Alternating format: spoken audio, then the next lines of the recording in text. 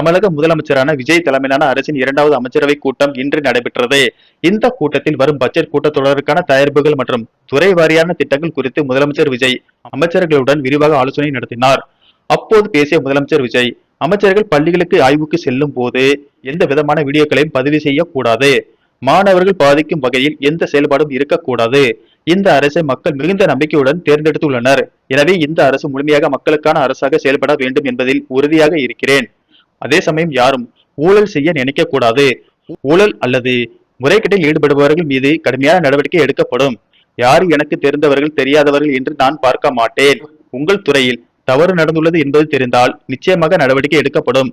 அதற்காக என் மீது வருத்தப்பட வேண்டாம். உங்கள் துறையை நேர்மையாகவும் பொறுப்புடனும் நிர்வகிக்க வேண்டியது உங்கள் கடமை. எந்த துறையிலும் முறைகேடு நடைபெறாமல் இருப்பதை உறுதி செய்ய வேண்டும். மேலும் தவறு செய்பவர்கள் யாராக இருந்தாலும் அவர்களின் அமைச்சர் பதவி பறிக்கப்படும் என எச்சரிக்கை விடுத்துள்ளார். முதலமைச்சர் விஜயின் இந்த எச்சரிக்கை அறிவிப்பை பற்றி உங்களுடைய கருத்துக்களை இந்த கமெண்ட் பாக்ஸ்ல தெரிவிங்க. இது போன்ற முக்கியமான தகவல்களை உடனுக்குடன் தெரிஞ்சுக்கணும்னா இந்த சேனலை சப்ஸ்கிரைப் பண்ணிக்கோங்க. நன்றி, வணக்கம்.